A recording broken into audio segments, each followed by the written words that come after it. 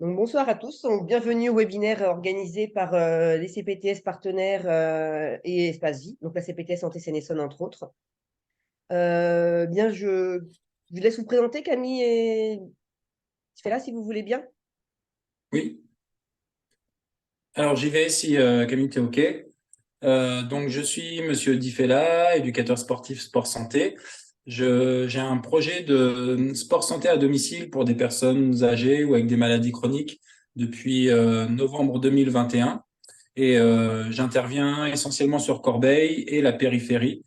Ça m'est arrivé d'intervenir sur Évry, j'interviens encore actuellement sur Mency avec une personne. Et voilà, je me base par rapport à des ordonnances que j'ai de médecins. Et puis après, bah, je serai en mesure de vous expliquer un peu plus précisément euh, l'ensemble de mes fonctions, de ma démarche, etc. Merci. Camille, s'il te plaît.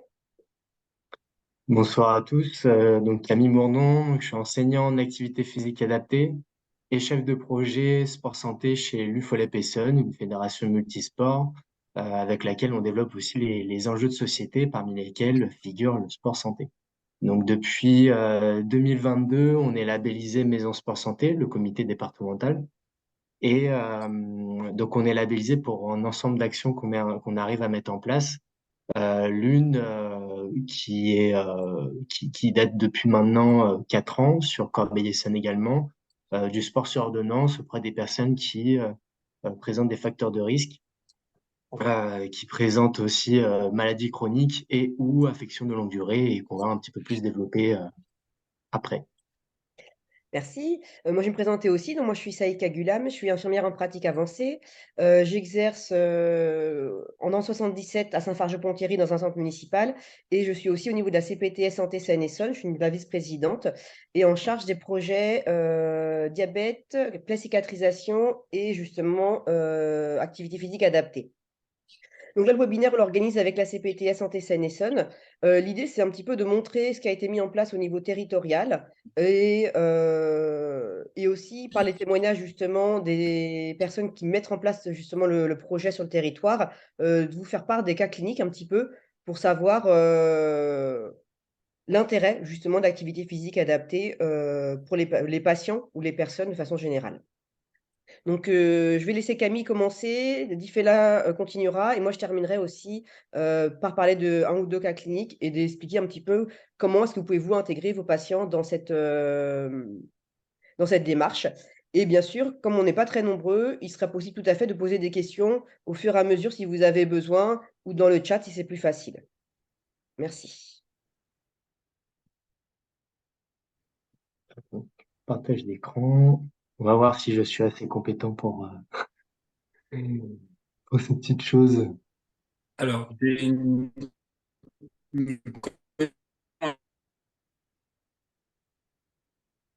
série, j'ai cru que vous présenter en fait d'action, c'est ça? Ah, par contre, Difella, je ne sais pas ce que tu as dit, mais on ne t'entend pas très bien. Normalement, je crois que c'est bon. Je sais pas si vous voyez. Si, c'est bon, merci. Ouais, et même plutôt gros. Super. Ouais, Euh, en fait, je vois que j'ai une idéal.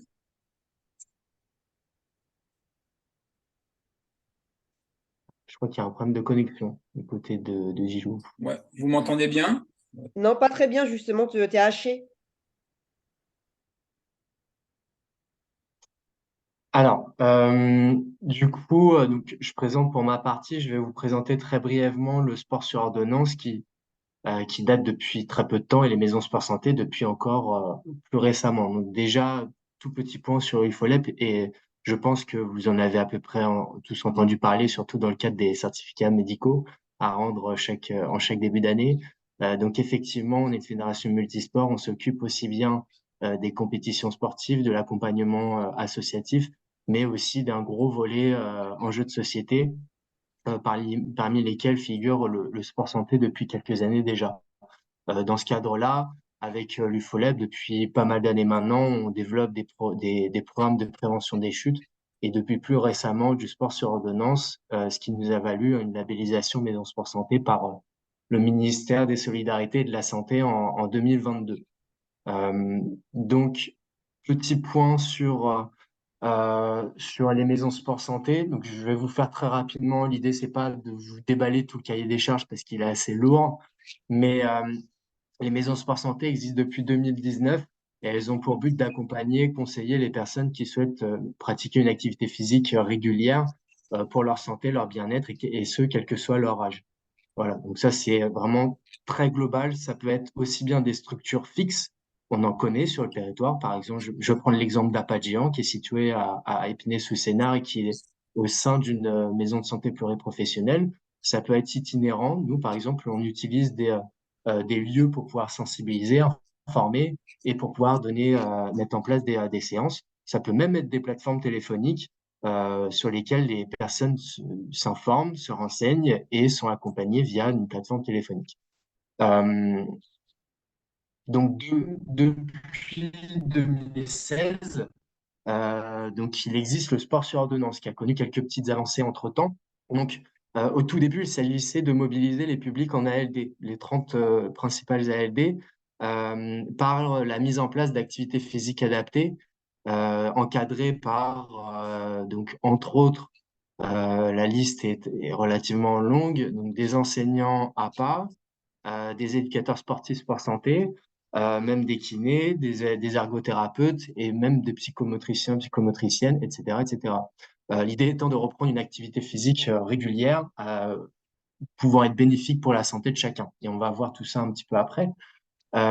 Et donc, depuis 2022, donc l'année dernière, il y a eu un élargissement du panel d'orientation.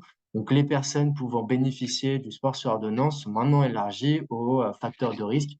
Une sédentarité, une personne présentant des comportements sédentaires peut désormais bénéficier de ce type de dispositif-là. Alors, je pense que vous posez la question par qui c'est financé. Pas par la Sécu en tout cas pas pour le moment. On espère que ça avancera. Mais en tout cas, en tant que chef de projet, nos objectifs, c'est d'essayer de faire une levée de fonds à chaque fois pour que les personnes puissent bénéficier de séances de manière accessible aussi financièrement. Donc, pourquoi du sport sur ordonnance? Donc, diapositive assez lourde, j'en conviens, désolé. Donc, l'idée, c'est que l'activité physique, je pense que vous le savez globalement, elle apporte des bienfaits, un certain nombre de bienfaits, que ce soit physique, au niveau des fonctions motrices, respiratoires, et même cognitives, le bien-être mental, le bien-être social. Donc, le bien-être mental, on en parle sur la sensation de bien-être, sur le euh, la, ça y est, je perds mes mots ce soir. La prévention de la dépression, le bien-être social, bah, ça permet aussi de voir du monde, de lutter contre l'isolement social. Ça, Gilou pourra vous en parler très bien. La santé de manière plus générale en permettant de lutter contre les principales pathologies chroniques, en prévenant l'ostéoporose, en aidant à mieux dormir et à dormir plus. Là, vraiment, on survole les bienfaits. On pourrait y passer normalement des heures et des jours. Mais là, je vous ai tout mis de manière très lourde sur une diapositive, mais il n'y a pas tout. Et donc, les éléments majeurs, effectivement, c'est que l'activité physique adaptée peut faire partie, et elle fait partie de plus en plus des traitements des principales maladies chroniques, par exemple le diabète, et j'en parlerai plus aussi un petit peu après. Dans la cardiologie, elle permet d'augmenter le maintien au domicile, d'améliorer le maintien de l'autonomie et prévention des chutes chez les seniors dont je vous ai parlé juste avant.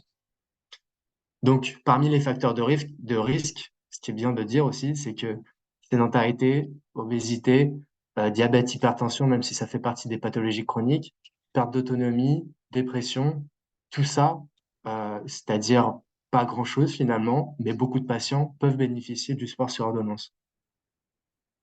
Maintenant, au niveau des cas cliniques, donc on a suivi une dame, Madame M, comme on va l'appeler ce soir, 35 ans, et puis là, présente toute la panoplie de ce que vous, je pense, vous pouvez retrouver dans votre patientèle.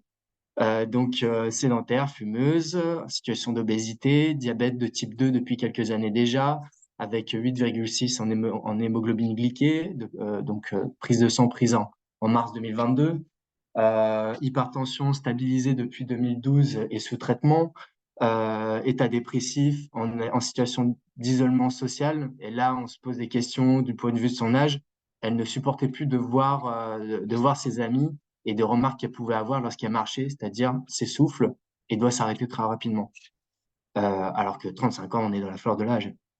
Euh, et apnée du sommeil. Et là, il y avait un rejet de l'appareillage. Il y avait eu plusieurs tests pour qu'elle puisse l'avoir. Mais elle rejetait les tests. Et pourtant, il était quasiment obligatoire. Donc, elle nous a été orientée par sa diététicienne en mai 2022, donc il y a un petit peu plus d'un an. Donc, elle a eu une prescription médicale de son médecin, prescription médicale qui doit détailler les objectifs thérapeutiques, qui doit aussi prendre en compte les précautions à prendre auprès des patients, s'il est sujet à des hypoglycémies par exemple, euh, s'il doit éviter de sauter du point de vue de son poids et des articulations douloureuses. Voilà, ça doit noter aussi les éventuelles contre-indications vis-à-vis de certaines pratiques. C'est ça c'est ça qu'on attend d'une prescription médicale dans le cadre de l'activité physique adaptée. Donc, à la suite de ça, on a pu faire le bilan de condition physique. Donc là, je vous énumère très rapidement ce qu'on a pu voir. Déconditionné physiquement au bout de 2 exercices. Alors, on a 5 exercices, hein. Au bout de 2 exercices, elle tremblait déjà et elle n'arrivait plus à les faire alors que ce sont des activités, des exercices qu'on fait tous les jours. Le lever de chaise, la marche, l'équilibre sur un pied, voilà, c'est des choses qu'on peut faire tous les jours. Alors, l'idée du bilan de condition physique, c'est aussi de voir comment les personnes le font, comment elles font tout ça, et ça nous donne une grosse indication sur ce qu'elle fait chez elle ou ce qu'elle ne fait pas. Euh, Au niveau du verbatim, bah, ce qu'on entend le plus souvent auprès des patients, c'est j'aime pas le sport, j'en ai jamais fait. La dernière fois, c'était au lycée, ce qui remonte un peu en fonction des personnes. Là, ça va, 35 ans, mais on en a des beaucoup plus âgés. Euh, donc, note subjective de l'état de santé, on demande cette note-là aux personnes. Comment estimez-vous votre état de santé? 1 sur 10. Elle m'a dit pour pas dire 0. Donc bon, à 35 ans, on attendait un petit peu mieux. Et oui, elle m'a vraiment dit ça, je ne veux pas mourir aussi jeune. Donc là, je me suis dit, ok, bon, bah, on y va, c'est parti. Donc, à la suite de ce bilan-là, où l'idée c'est d'en savoir un petit peu plus, vous l'avez compris, et puis aussi en savoir un peu plus sur les capacités, eh bien, j'ai donné quelques petits conseils de pratique. Les conseils de pratique, ils sont pas basés que sur la recommandation de l'Organisation mondiale de la santé, c'est-à-dire 30 minutes d'activité physique par jour. Ils sont basés sur ce qu'elle fait actuellement et ce qu'elle se sent capable de faire. Et faire le tour du pâté de maison une fois par jour semblait réalisable, c'est-à-dire prenez vos chaussures, sortez, revenez. Point. C'est pas une finalité, effectivement, mais déjà, on est sur quelque chose où le patient, la patiente, se sent en capacité de faire tous les jours, ou en tout cas quelques fois par semaine. Et après, on peut évoluer, bien entendu. Au niveau de l'orientation, 2 séances d'activité physique adaptée collective par semaine, et ce, pendant 3 mois. Nous, on a un dispositif qui s'étale sur 3 mois. Vous verrez avec Gilou que c'est un dispositif qui est individuel avec une autre durée. Euh, Au niveau du travail, donc endurance, renforcement musculaire avec des exercices ludiques. La dame n'est pas sportive, on va pas lui faire courir du 100 mètres. On va plutôt essayer de lui faire des activités plus ou moins ludiques pour qu'elle puisse s'intégrer de manière très facile dans une activité physique, c'est-à-dire marcher, c'est-à-dire faire des mouvements. Et bien entendu, interaction sociale avec le groupe, parce que nos groupes, à chaque fois, sont très demandeurs d'échanges, et du coup, ça fait évoluer la vision de chacun, et ça fait échanger, ça fait bouger les solutions qu'on peut essayer de trouver tous ensemble pour pouvoir être plus actifs. Le bilan en juin, donc vous avez vu qu'elle a intégré le groupe en mai. Effectivement, c'est juste avant les vacances scolaires. Désolé pour elle, la fin du programme est assez rapide, mais on peut voir que ben, elle a quand même beaucoup avancé en 1 mois et demi, de manière psychologique surtout. C'est-à-dire, donc, elle est un peu moins essoufflée au test de marche de 6 minutes, mais je ne montre pas les résultats de son test parce que à ce moment-là, ils ne sont pas significatifs. Par contre, on voit que subjectivement, les notes de son état de santé passaient de 1 à 10 à 6 sur 10. Pourquoi? Parce qu'elle a pu participer à des activités qu'elle aimait. Je pense qu'il y a aussi qu'au niveau de la confiance en elle, elle a vu qu'on n'allait pas faire du sport et elle a vu aussi que les personnes qui étaient avec elle lui ressemblaient. Euh, on est quand même sur une perte de 3 kilos. Alors, ce qu'il faut dire aussi, c'est que c'est complémentaire avec le suivi nutritif. Donc, la personne a son suivi avec la diète et puis pratique 2 activités physiques par semaine et commence à faire de l'activité physique quotidienne. Et c'est ça qui est super important. C'est pas seulement les 2 pratiques par semaine avec nous.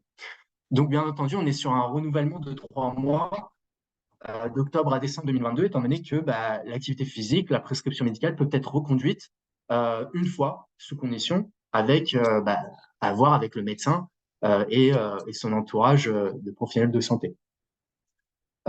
Donc, au niveau du travail, on est sur la continuité. Et donc, au niveau du dernier bilan, fait en janvier 2023, alors vous allez voir une nette avancée.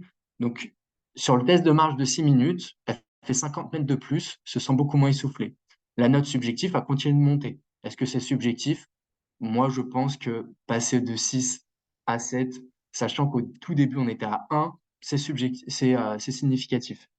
Euh, Active 5 jours par semaine, elle allait marcher tous les jours, alors qu'au début, c'était 10 heures par jour assise ou allongée dans son canapé.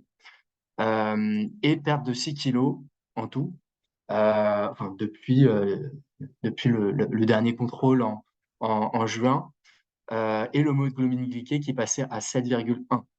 Et c'est pas uniquement grâce à 2 séances par semaine, c'est grâce à tout ce qu'on a pu mettre en place pour qu'elle puisse pratiquer tous les jours. Euh, Au final, qu'est-ce qu'elle fait, cette dame?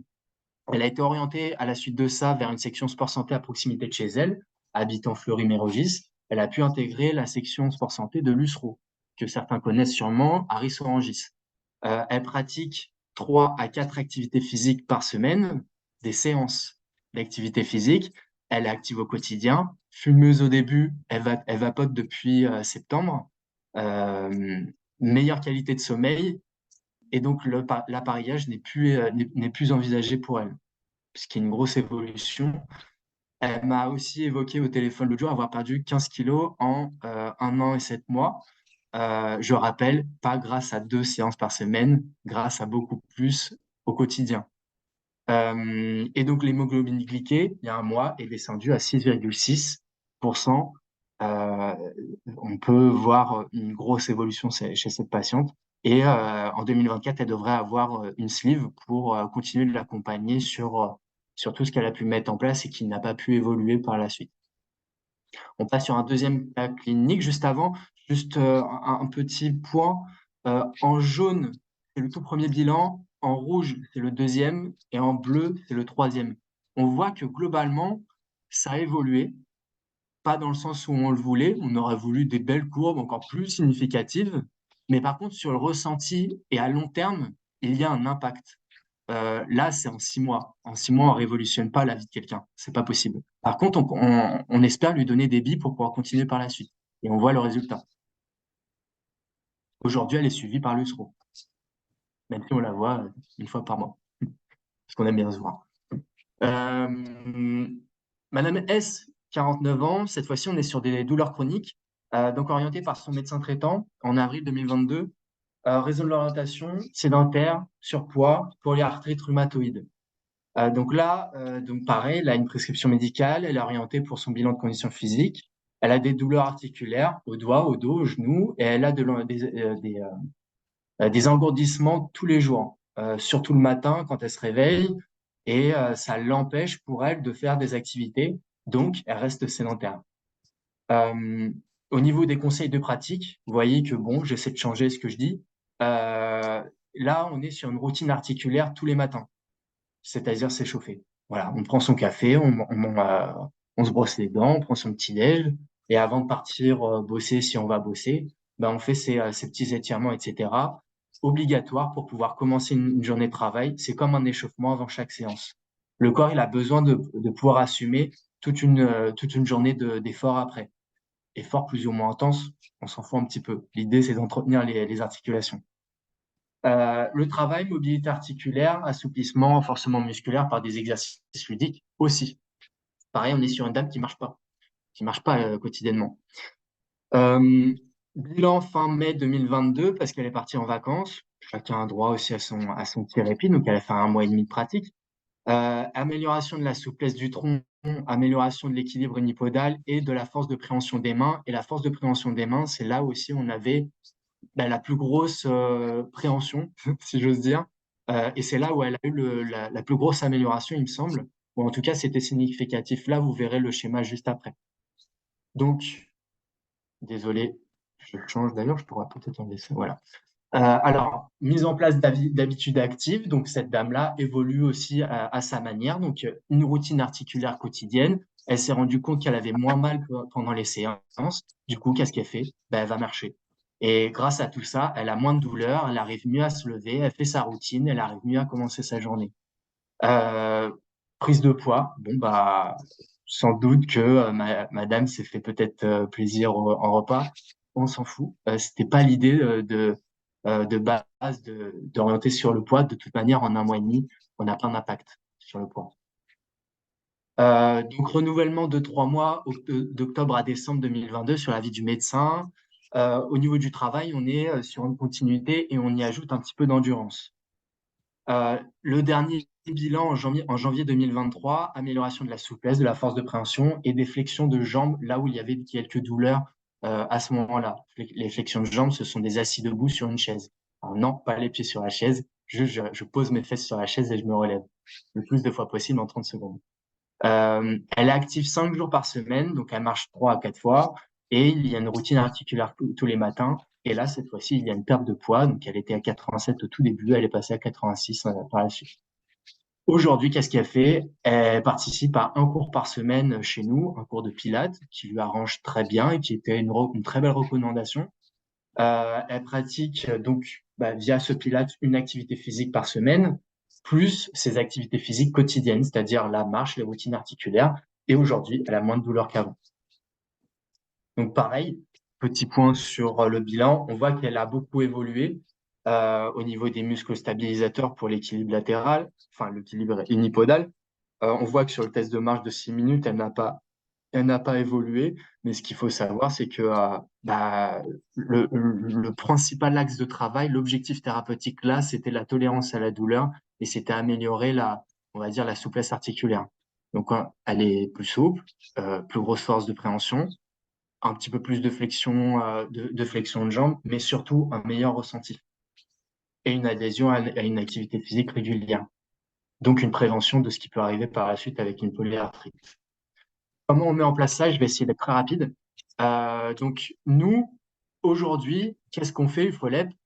Eh bien, on est disponible par téléphone, on est disponible à notre siège social à Évry-Courcouronnes, on est disponible aux permanences les mercredis matins à la maison de santé des Tarterets à Corbeil, on est présent les jeudis matins dans la maison de santé pluriprofessionnelle des Allées à Corbeil. Je ne sais pas si j'ai dit maison sport santé. Les deux sont des maisons de santé pluriprofessionnelles, les Tarterets et Corbeil. Oh là là, les Tarterets et les Allées, je vais y arriver à Corbeil-Essonnes. Et ça permet d'être le plus accessible possible auprès des patients qui sortent directement de chez le médecin, voire même de passer les bilans de conditions physiques directement auprès de leur lieu d'habitation. Donc l'idée sur ces différents points, c'est de recevoir des patients, des proches, des aidants. Il y a déjà des personnes que j'ai orientées vers Gilou, étant donné que c'est de la prise en charge individuelle, parce que Madame cherchait une solution pour sa mère qui ne sort plus chez elle. Et puis, elle a pu être orientée vers un dispositif adapté. L'idée, c'est d'orienter vers des associations sportives, vers d'autres maisons sport santé, dont je pense que vous en connaissez sur votre territoire, informer sur les dispositifs sport santé, former sur les bienfaits de l'activité physique régulière, comme par exemple sur Octobre Rose, on a pu informer les femmes qui venaient se renseigner par prévention pour le cancer du sein, et puis la prise de rendez-vous. La prise de rendez-vous, bien entendu, c'est un bilan de condition physique initiale qui permet de déterminer l'activité physique dans laquelle les personnes vont pouvoir s'inscrire sur une durée de 3 mois. Elles ont le choix de pratiquer 1 à 2 activités physiques parmi l'aquagym, la marche nordique, le renforcement musculaire et le pilates. Et ils ont aussi une séance de découverte par association sportive, l'idée étant de découvrir, comme son nom l'indique, pour pouvoir, dans un court terme, dans un futur très proche, s'inscrire dans une activité physique régulière et pendant tout le restant de sa vie. En tout cas, l'idée, c'est de pratiquer, quoi. Donc, le bilan de condition physique final, justement, il comprend ça. Où est-ce qu'on en est? Est-ce qu'on a pu mettre en place des habitudes? Est-ce qu'on se sent mieux? Et vers quoi je m'oriente? Donc, vers un club sport santé référencé Prescriform, qui est un dispositif régional mis en place porté par l'ARS et la DRAGES. Vers une pratique autonome parce que les personnes n'ont pas forcément envie d'être orientées vers une association sportive. Le tissu associatif se développe sur le sport santé, mais parfois pas assez rapidement pour avoir un large panel d'orientation. C'est-à-dire, toutes les pratiques ne sont pas forcément accessibles aujourd'hui parce que tout le monde n'est pas forcément formé. Donc, la pratique autonome reste quand même une solution pour les personnes qui pratiquent de manière régulière alors qu'avant, elles ne pratiquaient pas.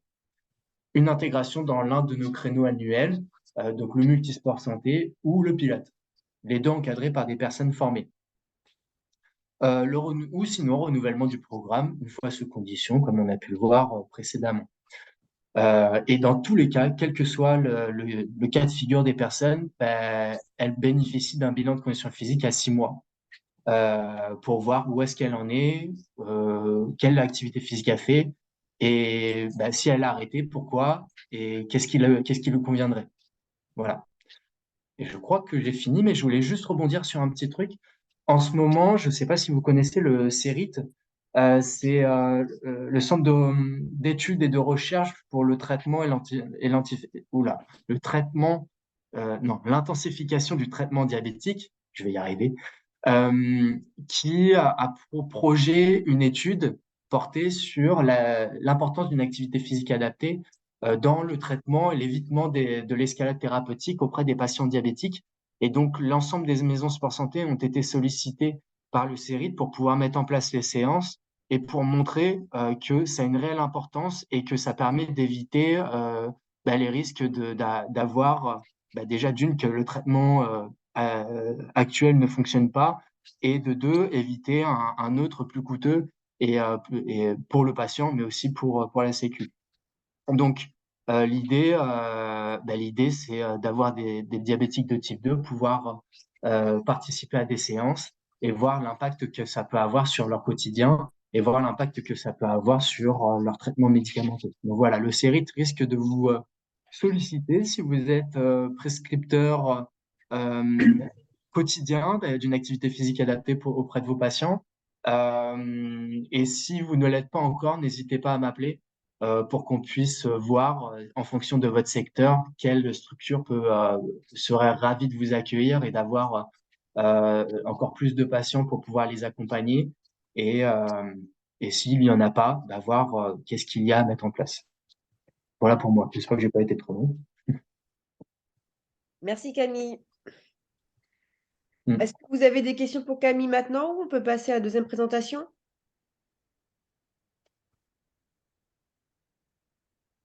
Non, mais écoute, Gilou, je te laisse la parole si tu veux bien.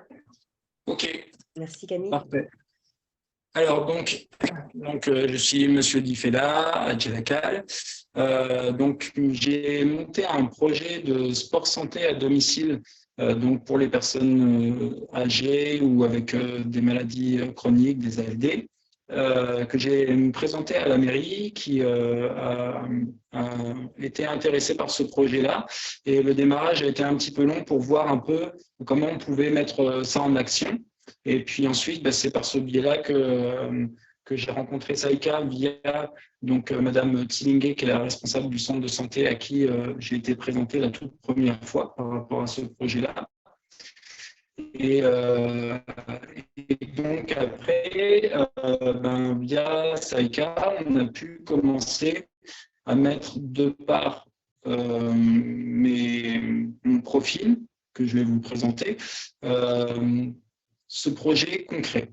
Donc, mon profil, concrètement, je suis à la base coach sportif sur de la course à pied, tout niveau, d'un point de vue santé ou compétition. Et ensuite, j'ai passé un agrément éducateur sportif sport santé pour mettre en application, pour laquelle je me suis dit, en fait, il y a certainement des personnes qui, comme dans ma famille, finalement, quelqu'un m'a quitté avec une BPCO, en fait, qui était très, très compliquée. Et donc, voilà, c'est comme ça qu'est né ce projet-là. Parallèlement à ça, maintenant, j'interviens depuis un an aussi en plus à Gustave Roussy, dans le cadre d'un projet qui s'appelle Interception, où je mets en place, en fait, pareil, des protocoles d'exercice cardiovasculaire et d'endurance de force, et ensuite un entretien individuel spécifique pour voir comment je peux aiguiller les gens sur la pratique d'activité physique. Donc, par rapport à ce projet-là, j'interviens essentiellement sur Corbeil et la périphérie très, très courte. L'objectif est vraiment d'être sur de la présence de proximité avec des gens en grande difficulté. Et du coup, ce que je voulais mettre en avant sur le projet, avant de vous décrire les modalités, c'était précisément de prendre le temps et de valoriser en fait l'aspect social et surtout l'isolement et le fait d'être en dépression ou quoi, parce que j'ai bien connu des journées interminables où personne vient voir la personne, etc. Et ça, c'est vraiment quelque chose qui me tenait à cœur. Donc, du coup, l'idée, c'était vraiment que, quelle que soit mon intervention sur l'aspect moteur, l'aspect physique, il y avait surtout l'aspect psychologique aussi que je voulais vraiment mettre en place en prenant le temps, en libérant la parole, en donnant de l'importance à ces personnes qui parfois, effectivement, sentent que elles ont passé un certain âge, elles sont plus intéressantes pour la société, etc. Et c'est vraiment pas le cas, parce que ce qu'a mis un peu en lumière Camille, c'est que ce que j'ai très très vite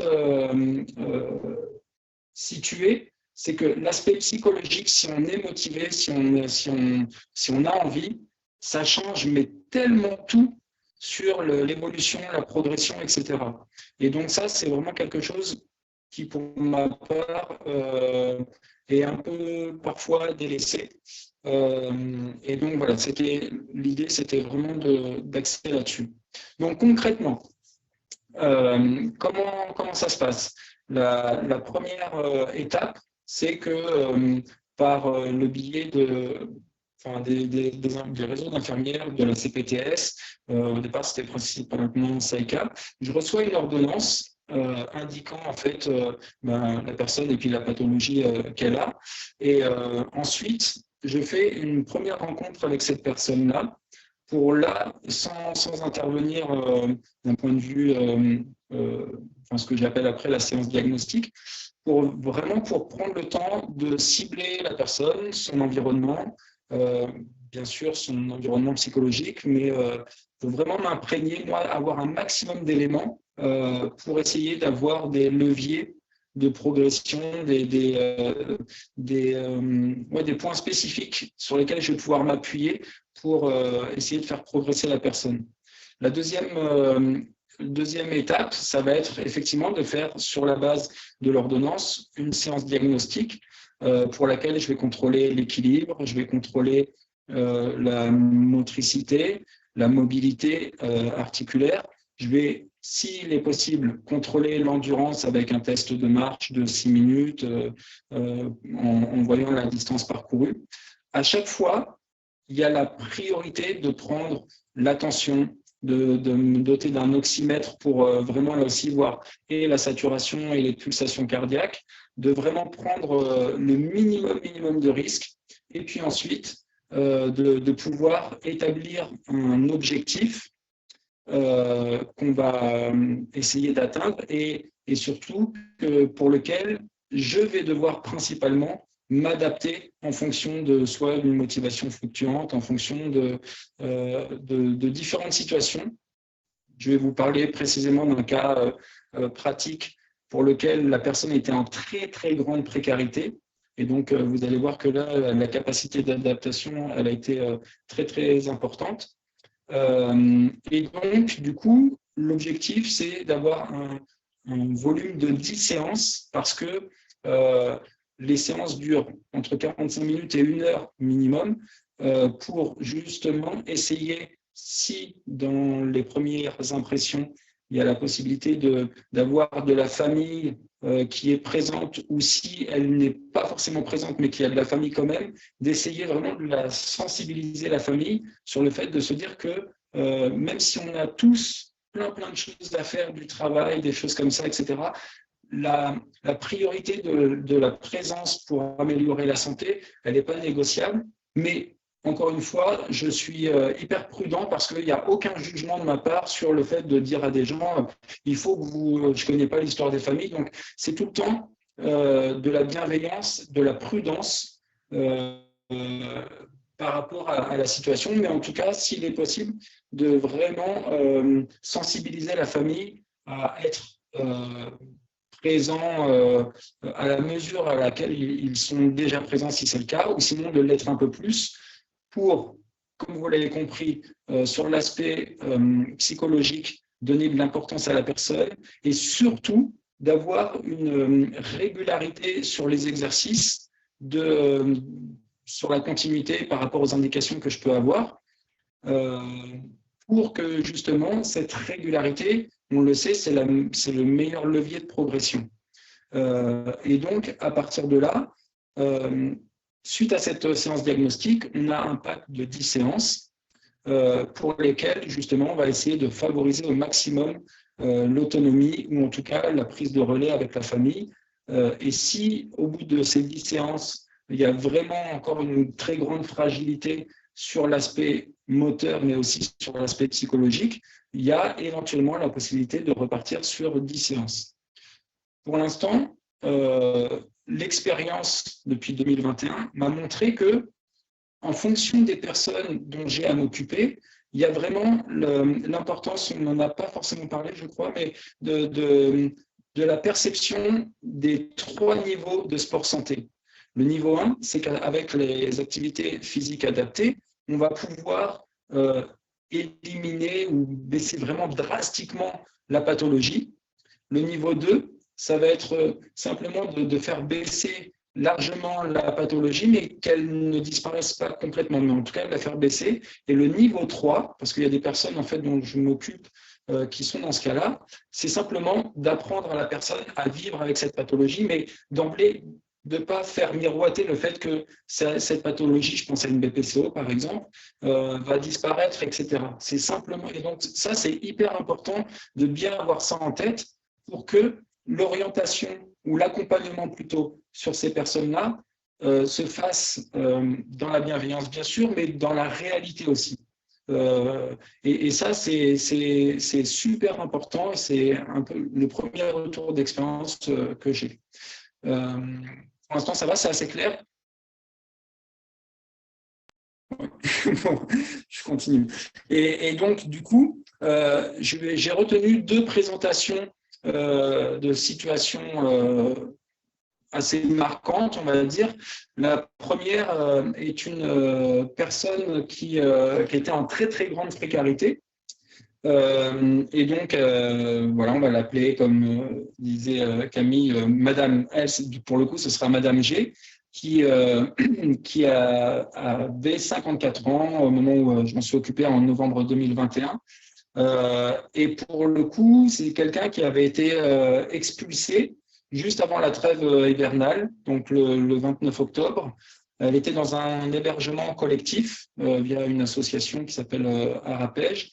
Et donc, j'avais eu quand même une ordonnance avec un certain nombre de pathologies. Donc, elle avait été en arrêt maladie depuis mars 2020 avec un Covid fulgurant. Elle avait fait un arrêt cardiaque avec 21 jours dans le coma.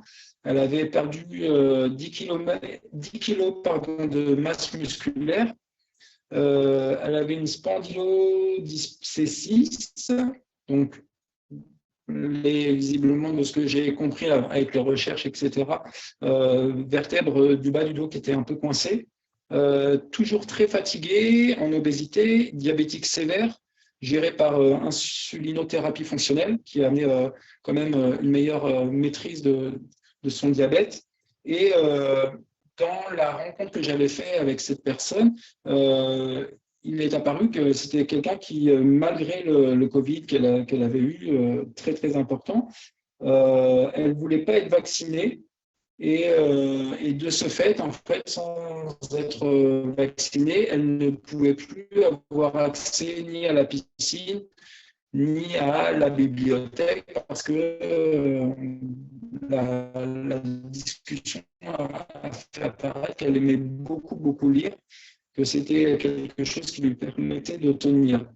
Elle m'avait indiqué qu'elle avait fait quand même un peu de vélo avec un kiné qui, après le Covid, avait été impossible à retrouver. Avec tout, elle n'avait plus aucun revenu depuis 7 mois. Donc, du coup, il est vrai que, comme je vous disais tout à l'épreuve, parce que il est arrivé plusieurs fois que il était impossible de la contacter parce que son téléphone n'avait plus il n'y avait plus la possibilité d'alimenter son forfait téléphonique. Parfois, elle n'était plus dans son logement pendant 2-3 jours. Donc, c'était compliqué, mais par contre, je voulais absolument la valoriser, ne pas la juger, parce que ça va très très vite d'être perçu comme, entre guillemets, voilà, quelqu'un qui est entre guillemets, j'ai pas d'autres termes, je suis désolé, un boulet pour la société. Et là, vraiment, c'était hyper important que je lui montre que ce n'était pas le cas. Et donc, les premiers tests d'équilibre et de motricité ont laissé apparaître un équilibre relativement fragile de 1 minute sur le pied gauche et simplement 37 secondes sur le pied droit. Et puis sur la marche de 6 km, de 6 minutes, pardon, elle a été très très vite assez essoufflée à partir de 4 minutes. Et on avait parcouru à peine, attendez, je l'ai là, en 6 minutes, elle avait parcouru 487 mètres. Voilà. Et donc, du coup, et par rapport à ça, aussi, oui, sur l'aspect psychologique, ce que j'avais retenu, c'est qu'elle était forcément en perte de confiance. Elle avait énormément peur c'est pas qu'elle avait peur, c'est qu'elle était en incapacité d'effectuer quelques démarches que ce soit. Donc, c'était vraiment un équilibre très, très fragile. Et en fait, comme je me nourris vraiment d'énormément d'éléments lors de la première discussion, j'avais noté que elle avait apprécié d'avoir fait du vélo, chez le kiné, mais qu'elle n'en avait pas fait depuis plusieurs années. Et en fait, ce que j'ai pu mettre en place avec elle, qui était vraiment hyper intéressant, c'était qu'à travers le vélo, elle avait pu se reprocurer un vélo par une association, je crois, et ça, c'était assez chouette. Donc, on a fait des séances à vélo pour justement limiter les difficultés d'impact articulaire si on avait éventuellement voulu faire de la course à pied, même sommaire, etc. Donc, sur le vélo, on a bien progressé parce qu'on a pu travailler des aspects un peu cardio, toujours avec un oxymètre, bien sûr, et toujours par mesure de sécurité, avec un petit sucre rapide, éventuellement, s'il y avait une carence, une défaillance, de l'eau, bien évidemment, une trousse de secours, tous les éléments pour vraiment mettre cette personne en confiance. Et ce qui a été hyper intéressant, c'est que, notamment sur le vélo, on a travaillé à très, très faible allure pour travailler sur l'équilibre, pour le fait justement de travailler sur la confiance en soi, le fait de ne pas avoir peur. Alors ça aussi, ça a été assez intéressant. Bien sûr, la progression s'est faite d'abord dans un environnement hyper safe, dans un parc très plat. Et puis ensuite, la progression a été qu'on a pu aller sur la route, en bordure de route, etc., sur des chemins en bord de Seine qui n'étaient pas pas accidentogène du tout, mais par contre, qui était quand même sur la route. Et dans la symbolique, en fait, que ce soit sur les différentes variations d'allure, que ce soit sur le fait de ne pas poser le pied en allant très très lentement, etc., ben, ça l'a vraiment remise en confiance. Et après, en fait, ben, ses capacités donc, respiratoires sur l'oxymètre passaient de 92% à 97% sur les mêmes exercices. Donc ça, c'était très intéressant. Et après, malheureusement, j'ai perdu totalement, presque du jour au lendemain, contact avec cette personne parce que j'ai appris qu'elle avait dû quitter le logement associatif dans lequel elle était. Et j'ai, par Saïka, je crois, appris qu'elle avait réintégré, du coup, refait des démarches et réintégré un dispositif de lutte contre le diabète.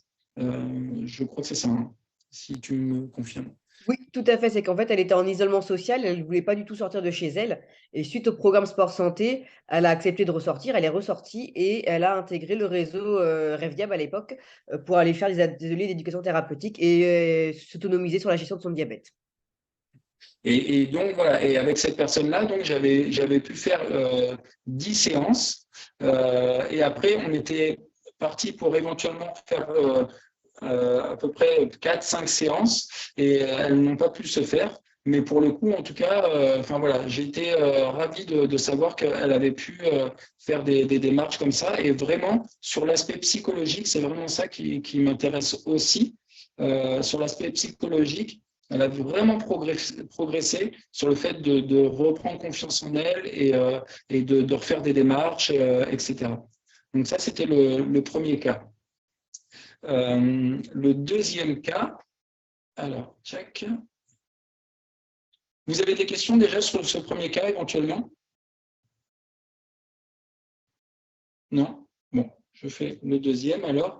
Le deuxième cas, c'est une personne assez âgée qui a 91 ans, qui m'a été présentée par le docteur Chavry-Moutou et en fait, elle avait des pertes d'équilibre sévères, les jambes très gonflées et pareil, les pieds très très gonflés avec des gros œdèmes, beaucoup de crampes.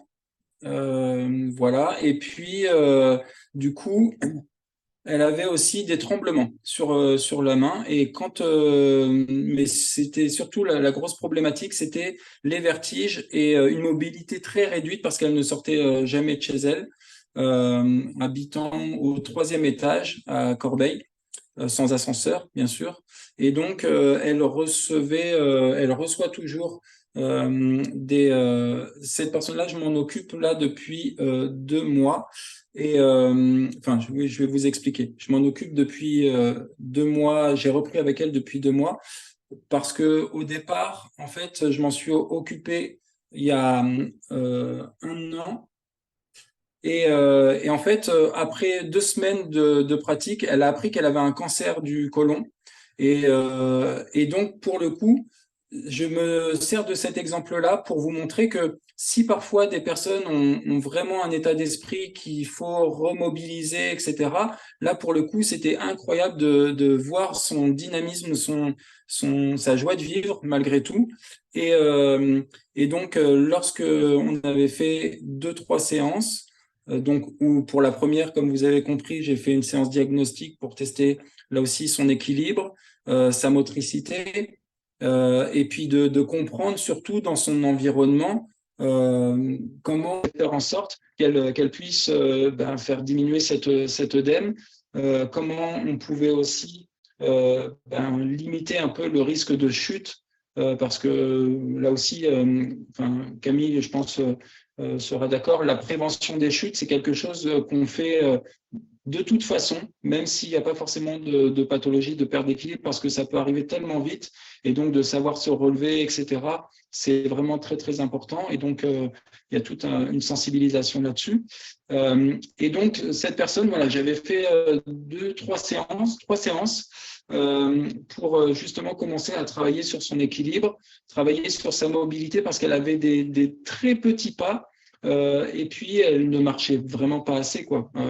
Donc ça, clairement, les œdèmes, tout le temps pieds nus aussi chez elle, les œdèmes étaient assez marqués.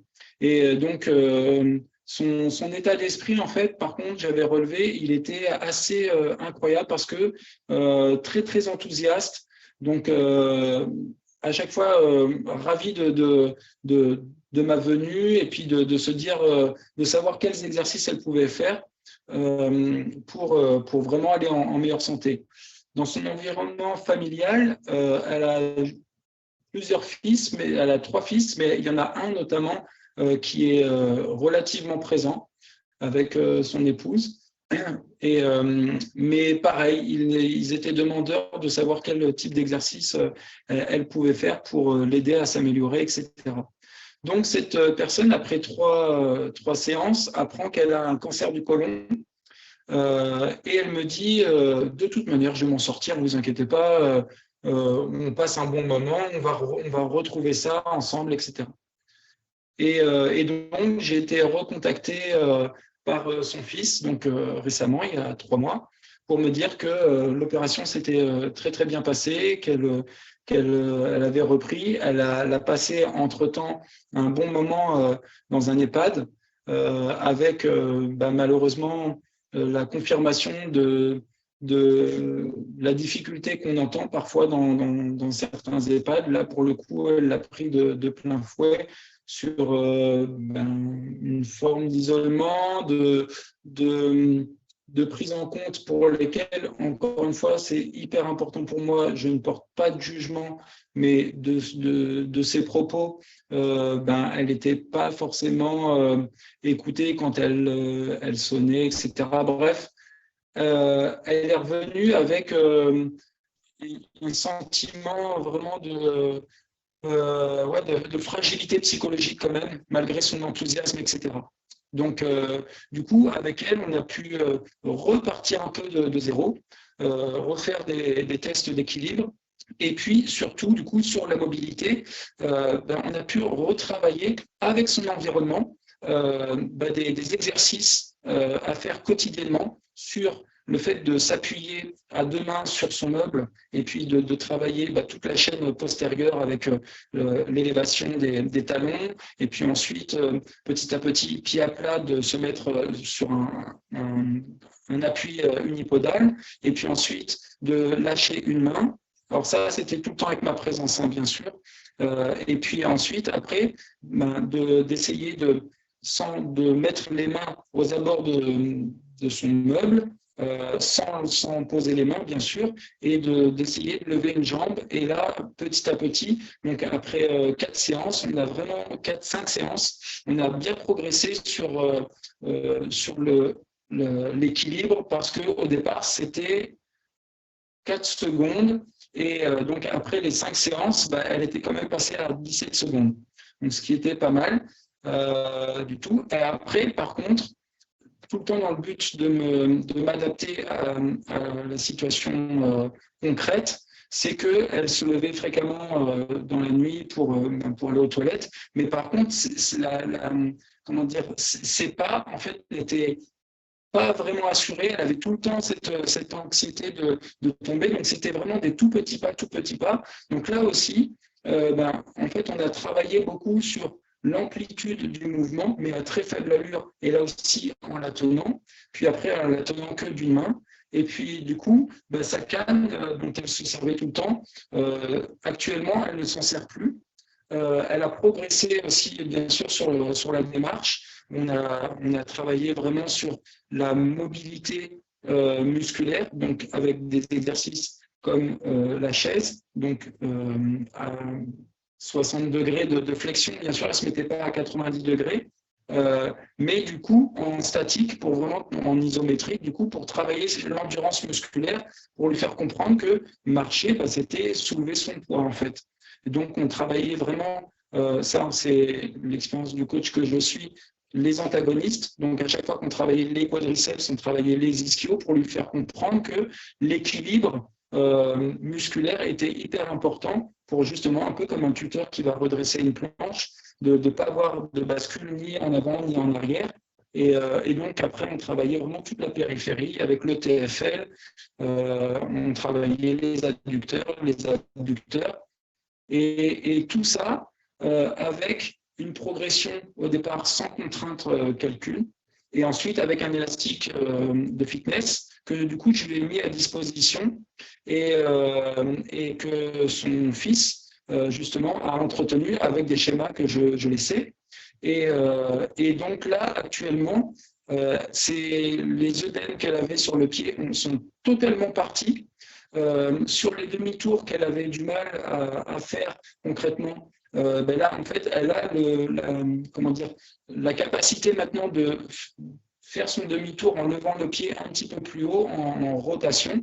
Et donc là, maintenant, je vais la voir une dernière fois ce vendredi et ce sera la dernière séance parce que pour moi, elle est en capacité de reproduire les exercices que je lui ai prodigués, entretenus par son fils. Et par contre, vraiment, elle a, à partir du moment où je lui ai laissé l'élastique avec la suite des exercices à faire, elle a vraiment fait des exercices tous les jours. Et vraiment, je me sers de cet exemple parce que il met vraiment en lumière à quel point le levier psychologique de j'ai envie de le faire, ce que moi j'appelle la motivation extrinsèque. Qu'est-ce que je dois mettre en place pour être motivé? Est-ce que je dois le faire entre amis ou avec de la famille? Est-ce que je dois le faire en musique? Est-ce que je dois le faire voilà, en extérieur? Voilà, de prendre vraiment tous ces paramètres-là pour que l'aspect psychologique puisse mettre en avant la progression. Et donc, c'est une super progression avec cette personne.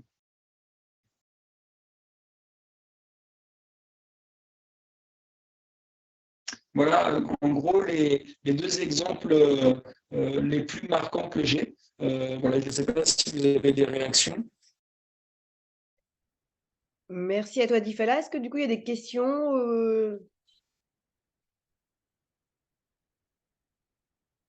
Non, pas pour l'instant. Ok, ça marche. Bah, du coup, je vais continuer. Merci.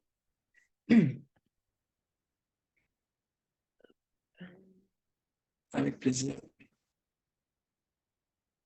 Il y aura un temps de questions après si vous voulez. D'accord.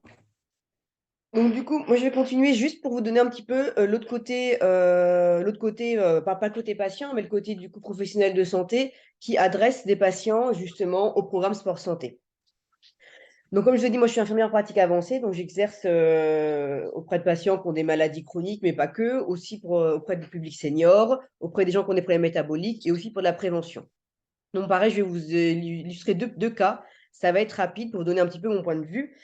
Donc, le premier cas d'une patiente de 66 ans qui présente des douleurs lombaires chroniques, qui a un tabagisme qui a été sevré, qui a une hypertension qui est équilibrée sous traitement, qui a une dyslipidémie à l'objectif sous statine, qui a un diabète de type 2 qui est aussi équilibré sous metformine et qui présente aussi une obésité morbide avec un IMC supérieur à 40.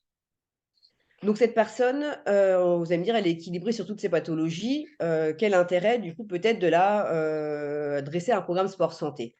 Donc vous voyez quand même qu'elle a une obésité morbide. Et en fait, si à court terme, en gros, ça va pour elle, d'un point de vue médical, j'allais dire, à long terme, elle présente énormément de risques, avec notamment une espérance de vie diminuée de quand même de plus de 10 ans.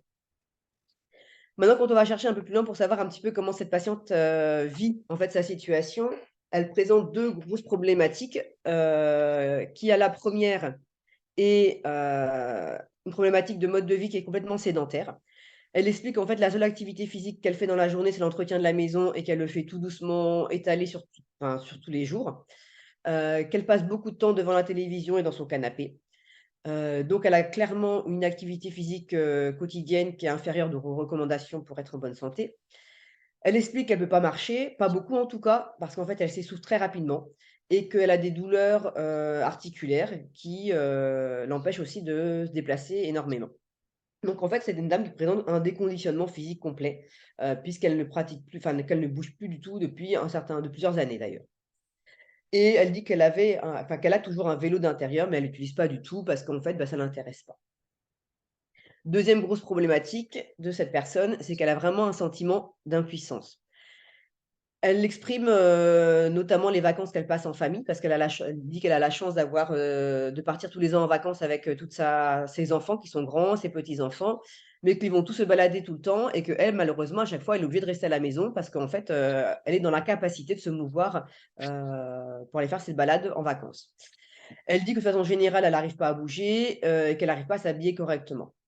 Et là, elle exprime clairement une frustration par rapport à ça et même un sentiment de honte euh, par rapport à ses enfants. Elle exprime aussi un gros sentiment de fatigue qui est physique et qui est moral. Et elle dit qu'elle n'est pas capable de faire grand-chose, en fait. Elle a une estime d'elle-même qui est assez faible. Elle est douloureuse et très fatigable. Donc, dans l'idée, ce qui a été fait, donc elle est suivie par le médecin généraliste et par moi qui suis infirmière en pratique avancée, dans un accompagnement régulier. On a orienté cette dame dans un programme d'éducation thérapeutique concernant son diabète. Et l'idée était, d'une part, de lui amener des connaissances sur sa pathologie, une de ses pathologies principales, mais surtout de la mettre en mouvement, c'est-à-dire de faire quelque chose pour sa santé. Et en parallèle, on l'a aussi inclus dans un programme sport-santé. Alors, je vais faire court, je vais pas expliquer toutes les étapes, mais en tout cas, à 1 an, qu'est-ce qu'on a constaté? C'est une dame qui était passée d'un état, on va dire, canapé, faible estime d'elle-même, en ayant vraiment le sentiment de ne pas être capable de faire grand-chose. C'est une dame qui s'est mise en mouvement, sur tous les points de vue, qui au final a perdu 20 kilos, qui a arrêté sa metformine complètement, parce que vous avez vu, avec la metformine, elle était déjà équilibrée, en fait. Donc, en fait, le fait d'avoir perdu 20 kilos, elle nécessitait plus de traitement. Donc, on a arrêté son traitement médicamenteux, en tout cas. Donc, le traitement pour son diabète a été donc l'activité physique et l'équilibrage alimentaire et la cohérence cardiaque. Et donc, elle s'est mise à faire le programme sport santé 3 mois. Ça a été renouvelé parce qu'elle était dans une dynamique positive, mais elle ne faisait pas encore de choses toute seule. Elle ne comptait pas du tout faire de l'associatif. Et donc, l'idée, c'était qu'elle arrive à faire quelque chose d'elle-même. Donc, elle a fait 6 mois de programme sport santé et petit à petit, en parallèle, elle a commencé à marcher quotidiennement. Une activité qui lui plaisait vraiment, c'était la piscine. Donc, elle s'est mise à faire de la piscine 4 fois par semaine. Elle a été suivie en diététique et elle a suivi les ateliers de diabète. Et donc, elle a réussi à avoir une alimentation saine, variée, équilibrée, avec du plaisir, sans frustration. Et par rapport à la gestion de son stress, elle s'est mise à faire de la cohérence cardiaque, donc 3 fois par jour, 5 minutes. Voilà. Donc, elle a acquis aussi des compétences dans la gestion de sa maladie et elle a énormément augmenté son sentiment d'efficacité personnelle et sa qualité de vie a été améliorée aux vacances qu'elle a passées, les dernières vacances qu'elle a passées. Elle a été très heureuse de pouvoir faire toutes les activités avec sa famille et pas être obligée d'être isolée et de rester en fait dans l'appartement seule en attendant que tout le monde revienne et faire à manger. Donc, voilà un premier exemple. Un deuxième exemple, un monsieur un peu plus âgé, 82 ans, qui lui qui avait l'étiquette du douloureux chronique et qui était aussi isolé social. Donc lui, la grosse problématique qu'il avait, c'était vraiment un syndrome de douleur chronique, qui disait qu'il ne pouvait pas du tout se mobiliser parce que ses douleurs étaient omniprésentes tout le temps, H24, qui passait beaucoup de temps devant la télévision et pareil, allongé, contraint par la douleur. Donc pareil, il était complètement sédentaire, complètement déconditionné et lui présentait au niveau de ses douleurs, des douleurs nociceptives, mais aussi des douleurs neuropathiques. Le traitement médicamenteux a été pris en charge aussi, un peu optimisé, amélioré. Et il se disait aussi, évidemment, fatigué physiquement, mais énormément moralement. Il avait une qualité de vie qui était diminuée, il avait du mal à dormir, il était isolé socialement de par sa situation, mais le fait de sa douleur, il se repliait de plus en plus sur lui-même aussi. Donc lui, on ne peut pas proposer grand-chose au tout début. Donc on a commencé par le suivi classique, médecin infirmier, et on lui a proposé d'assister à un programme sport santé. Ça s'est pas fait la première consultation, ça a été fait au bout de plusieurs entretiens pour qu'il puisse se mettre en mouvement et y participer. Et donc, un an après, je passe les étapes, hein, un an après, qu'est-ce qui s'est passé? Grâce au programme Sport Santé, il a acquis une routine de réveil corporel tous les matins. Je voulais savoir que chez les douloureux chroniques, la problématique, c'est souvent quand ils se réveillent, ils sont très très raides. Et comme Camille l'expliquait tout à l'heure pour un de ces cas, c'est que justement, ce qui est important quand on est douloureux, c'est de se mettre en mouvement justement pour que les raideurs qui existent à cause de la douleur, quand on est crispé, puissent se détendre et qu'on puisse passer une meilleure journée. Et donc, ce monsieur, il avait acquis justement une routine d'à peu près d'une demi-heure, 40 minutes à faire tous les matins pour détendre tous les muscles qui étaient douloureux chez lui. Il s'est mis petit à petit à marcher. Il marche en gros 4-5 fois par semaine. Au début, il voulait pas trop sortir de chez lui. Il le faisait à la maison. Et maintenant, il le fait aussi en extérieur quand le temps le permet. Autre bénéfice qui est quand même pas négligeable, lors d'une évaluation gériatrique, chez lui, ce qui posait problème, notamment par rapport aux troubles cognitifs et par rapport au risque de chute, c'était, la prise d'hypnotiques et les antalgiques qu'il prenait. Donc en fait, les antalgiques ont été optimisés et aussi, sa consommation de façon globale a diminué, suite à ce programme-là. Et il n'a pas encore commencé, mais il est dans une démarche où il se prépare peut-être à essayer de se sevrer des hypnotiques. Et par rapport à son isolement social, le fait, d'être, mis en contact avec d'autres personnes pendant le programme sport santé, il a revu un petit peu sa copine parce qu'au début, il disait maintenant qu'en fait, il n'était pas sociable à cause de la douleur et cetera. Et ben, en fait, il s'est resociabilisé un petit peu et il s'est inscrit au club de seniors, de sa ville. Donc voilà 2 exemples, pour compléter un petit peu ce que mes collègues ont partagé tout à l'heure. Et c'était aussi pour vous donner ces exemples-là, pour vous dire que l'activité physique adaptée, présente un certain nombre d'intérêts, donc dans la prévention. Donc là, à travers tous les exemples qu'on vous a donnés ce soir, vous avez vu plusieurs exemples de prévention, de traitement. Là, tout à l'heure, Camille disait qu'il y a une expérimentation qui va être faite justement pour l'activité physique adaptée et le diabète. L'activité physique adaptée, c'est un vrai traitement du diabète et des études ont montré qu'elle pouvait diminuer jusqu'à entre 0,5 et 1% de l'hémoglobine glyquée. Donc, c'est un traitement en soi, hein, et c'est un petit peu les objectifs qu'on se donne pour un traitement médicamenteux. Donc, voilà. Et aussi, c'est un média. Un média dans le sens où ça m'est déjà arrivé d'adresser des personnes dans un programme d'activité physique adapté, pas du tout pour de la prévention spécifique d'une pathologie ou pour un traitement d'une pathologie, mais juste chez quelqu'un qui était isolé socialement. Et de ce côté-là, eh ben, c'est un média qui marche très, très bien. L'idée ou de quelqu'un qui était déprimé, ça marche très, très bien aussi parce qu'en fait, l'idée, c'est de se remettre en mouvement. Lorsque vous avez même des personnes qui ont des problématiques où l'idée, ce serait pour préserver le capital santé ou améliorer sa santé, améliorer sa qualité de vie, serait de se mettre en mouvement, j'allais dire, se mettre à faire des changements dans sa vie. Quand les personnes ne sont pas prêtes, souvent quand on passe par le média activité physique adaptée, et ben, en fait, le fait de se mettre en mouvement réellement dans son corps, et ben, en fait, on se met en mouvement psychiquement et on est prêt à, engendrer d'autres changements dans sa vie. Voilà, donc ça, moi, je sais depuis que ça fait 3 ans, qu'il y a des programmes sport santé dans l'environnement où je travaille, et je les expérimente tous les jours et en fait, moi, je vois vraiment le retour des patients qui retrouvent plein de bénéfices.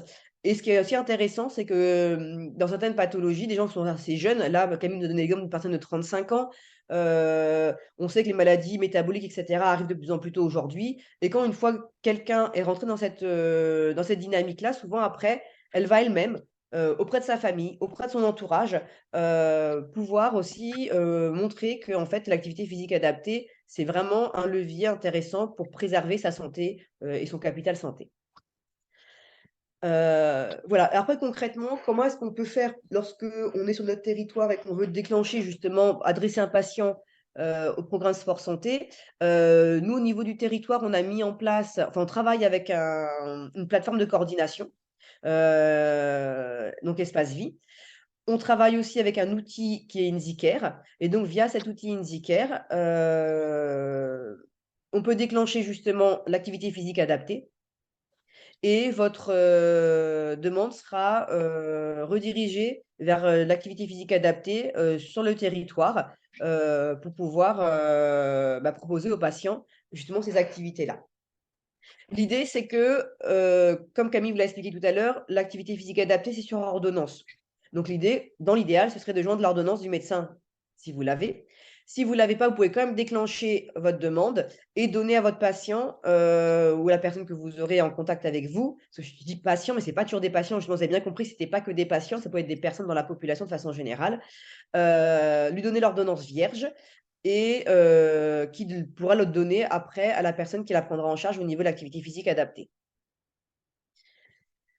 Voilà un modèle d'ordonnance que Camille a créé pour qu'on puisse le diffuser aux patients et aux professionnels de santé. Je vais vous le mettre dans le chat tout à l'heure.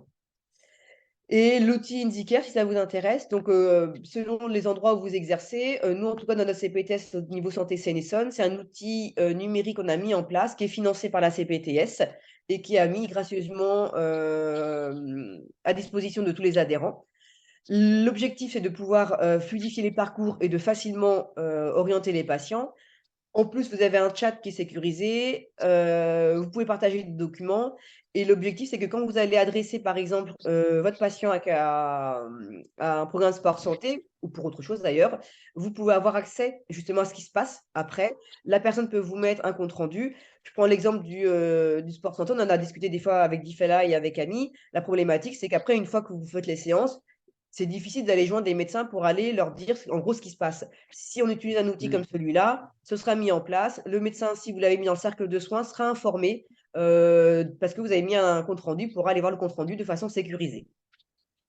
Et ce qu'il faut aussi savoir, c'est qu'il y a aussi une équipe de coordination derrière, donc la plateforme de coordination qui fait qu'en fait, derrière, vous avez des infirmiers coordinateurs qui vont gérer toutes ces demandes, etc., qui vont faire le suivi, qui vont vous aider justement à optimiser ces prises en charge. Donc, le financement, Camille l'a abordé assez rapidement, donc je ne vais pas revenir dessus. Donc, voilà, il n'y a pas de financement sécu aujourd'hui. On espère que ça viendra demain. Une expérimentation qui devrait être lancée, mais que pour les patients qui ont des cancers. Voilà. Ce qu'il faut aussi savoir, ce qui est important, c'est qu'il y a de nombreuses mutuelles qui contribuent à des sommes plus ou moins importantes pour financer ce programme sport santé. Et après, au niveau de notre territoire, donc on s'est mis en lien avec l'UFOLEP, vous avez vu par comme exemple, qui a fait des appels à projets, qui a répondu à des appels à projets pour pouvoir avoir des programmes financés.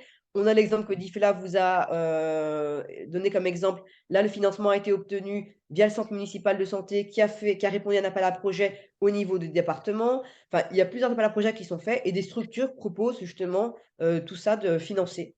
Donc, les programmes, comme Camille vous l'a dit, ça dure 3 à 6 mois maximum. Et ensuite, les relais sont faits, les patients de leur poche, ou soit les mutuelles peuvent aider aussi à contribuer à faire l'activité physique adaptée. Donc, le rôle de la CPTS, c'est de diffuser en fait ces programmes-là. Elle n'a pas vocation de financer en fait du soin, donc c'est en vrai plus diffuser les programmes, donc organiser ce genre de webinaire pour que tout le monde soit au courant de ce qui peut se passer sur le territoire et de ce qui peut exister en fait de façon générale. Voilà, merci à vous. Donc, je vous mets tous les documents dans le chat si vous voulez. Je vous mets le dépliant du sport santé. Je vous mets des exemples de mutuelles qui prennent en charge l'activité physique adaptée. Je vous ai mis la version vierge de l'ordonnance et le dépliant justement de À mon rythme. Écoutez, maintenant on a terminé les présentations, donc on peut passer à un temps d'échange si vous avez des questions, parce que comme vous n'êtes pas spécialement, si j'ai bien compris, au niveau de la CPT Santé Seine-et-Saône, mais sur d'autres territoires. Donc si l'idée c'est de savoir si votre territoire, est-ce que ça existe déjà le sport santé ou pas? Est-ce que vous avez des projets de mise en place?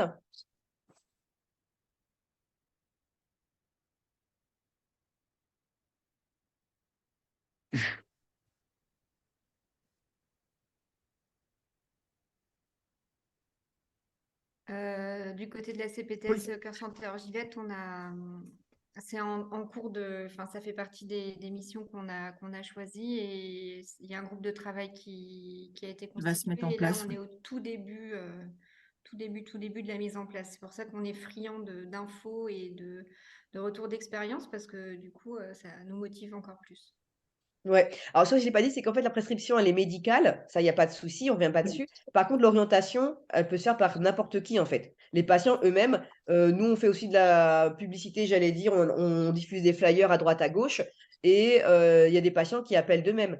Ou après, c'est un copain qui a participé à un programme qui va en parler à son voisin, etc. Donc, même les personnes peuvent appeler directement ou aller directement se rendre à une permanence ou à une maison sport santé pour pouvoir bénéficier du programme. C'est pas spécialement le médecin qui va adresser initialement. L'ordonnance, par contre, il faut qu'elle soit médicale, ça, il n'y a aucun souci dessus, quoi.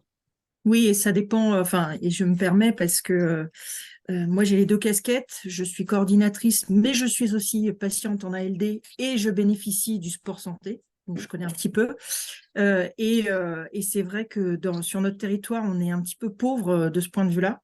Les maisons de santé, de sport santé sont autour, donc on est en train en ce moment de faire tout un tour. Enfin, j'ai déjà commencé à faire un tour des ressources qu'on avait parce qu'on a aussi un autre groupe de travail qui est sur l'insuffisance cardiaque où on a le projet d'ailleurs de mettre en 2024, on a le projet de faire des ETP. C'est déjà dans les tuyaux, on a déjà commencé à travailler dessus. On voulait le faire à partir du mois de mars d'ailleurs. Et voilà, donc on a déjà commencé à travailler sur ce petit volet-là, même si c'est sur l'insuffisance cardiaque, c'est pas le principal. Néanmoins, c'est important. Ce qui fait que du coup, ça va bénéficier aussi à l'autre groupe de travail. Et voilà quoi. Et c'est vrai que pour le coup, comme disait Madame Adler, on est très très preneur de tout ce qui se passe un petit peu autour. J'ai d'ailleurs Madame Lamberton qui était là tout à l'heure, qui n'a pu continuer pour des raisons de connexion, qui était très intéressée à prendre vos coordonnées, Monsieur Bourdon, parce que pourquoi pas peut-être faire, enfin qu'on se rencontre et qu'on discute pour essayer de voir un petit peu ce qu'on pourrait faire en commun, ou voir ce que vous avez fait vous et l'adapter chez nous. On était très intéressés par ça. Donc voilà, bah, merci beaucoup en tout cas. Depuis tout à l'heure, moi je trouve ça extrêmement intéressant, quels que soient les cas que vous avez présentés. Monsieur Di Fella, excusez-moi, j'espère que je prononce bien. J'ai déjà entendu parler des coachs à domicile. Oui. Donc, je sais pas si c'est très, très répandu, mais j'ai déjà entendu parler au moins une fois de quelque chose. Maintenant, c'est vrai que on en revient toujours au même, c'est le nerf de la guerre, parce que moi, je le vois. Moi, j'ai tout fait sans les maisons de santé. Je vous le dis tout de suite, moi, je suis tombée dessus par hasard et on m'a proposé de faire du sport santé. Je fais ça avec le club rugby de ma ville de rugby de ma ville. C'est vrai que le bilan, ils nous l'ont offert. J'ai appris par la suite qu'en fait, c'était pris en charge par la CEPAM quand on passe par les maisons de sport santé. Par contre, toute l'année qu'on fait est à notre charge. Ce qui, quand on travaille, ça passe encore. Mais moi, j'ai des amis qui sont à la retraite, qui ont des petites retraites, et c'est un petit peu difficile de ce point de vue-là. Donc, c'est vrai que c'est un peu le point noir, à mon sens, parce que je connais des gens qui ne le font pas, parce qu'ils ne peuvent pas se le permettre. C'est vrai que c'est un petit peu dommage. Et c'est pour rebondir sur ce que vous dites, c'est en ce sens que je veux vraiment officiellement remercier le centre de santé qui justement a permis, par rapport à la problématique que vous venez de décrire, que j'avais constaté aussi, qui a permis de financer à travers les appels à projets, bien sûr, mes interventions. Parce que, effectivement, voulant m'occuper de personnes qui sont dans des précarités plus ou moins avancées ou à la retraite, etc., les personnes que je vais voir ne payent rien, en fait. Voilà. Ouais. Oui, Ouais. c'est encore à voir ça, hein, parce que c'est vrai qu'après, on peut voir ça avec les financements de la CPTS, mais il faut faire vraiment attention parce que tout doit être fait. Voilà, c'est ça. Il ne faut pas que ça soit considéré comme de la rémunération de soins. Ouais, alors justement, par rapport à ça, la CPTS ne peut pas du tout rémunérer de séance, en fait. Ouais. D'accord.